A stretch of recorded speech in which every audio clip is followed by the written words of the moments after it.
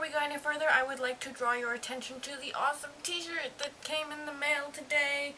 It's so cool.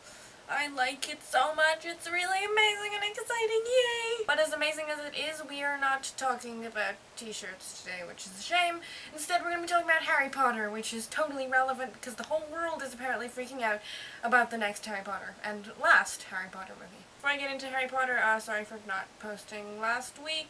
I was absolutely 100% going to, and then there was chaos with family leaving and going to Toronto, and it was all a bit much.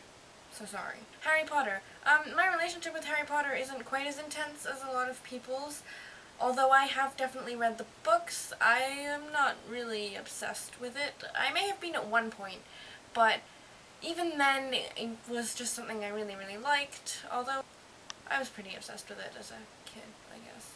I didn't read the books until I was 8. My parents tried to read them to me when I was 6, but I wasn't interested because everyone liked it, and I didn't want to read Harry Potter because everyone liked it, and I've never wanted to follow the crowd, so I didn't. And then when I was 8 one day, I didn't have a book to read, so I picked up the first Harry Potter book and I read it, and it was amazing, and I got all the rest of them and read them within the space of a week.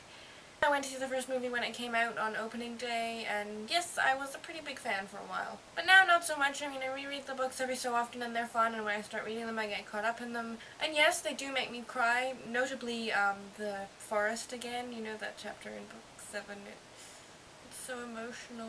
But at the same time, even though I say that it's not something I'm really, really into, I am excited to see the next movie, and I am excited when I watch the movies and understand the references, and I know pretty much all the cast off by heart, and I enjoy spotting the famous British actors, and just generally, yeah, I do like Harry Potter. I'm not going to go see Deathly Hallows Part 2 when it comes out this Friday. I am going to go see it probably next week with a friend who works at the cinema and can get me free tickets, because A, I am cheap like that, B, it's not that big a deal for me that I want to see it at midnight, and C, I would like to go see it with my friend because he has actually read the books. I have really enjoyed most of the Harry Potter movies. The first two are kind of meh, I don't really like them. But after the third one, they get a lot better. They get a lot more realistic, which I really appreciate. And in the last few, the cinematography is just gorgeous. Side note, did you know that the cinematographer for, I think it was not Deathly Hallows, it was Half-Blood Prince, was the cinematographer who did the cinematography for Amélie Poulain. Now you know your life is enriched, and you can appreciate the gorgeous cinematography even more.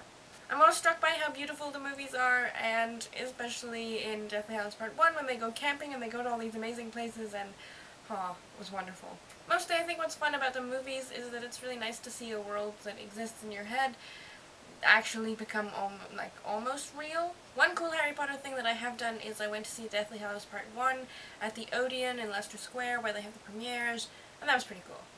But I saw it like a month later, so it wasn't quite the same. And that's all I can really think to say about Harry Potter. I like it. I'm not obsessed.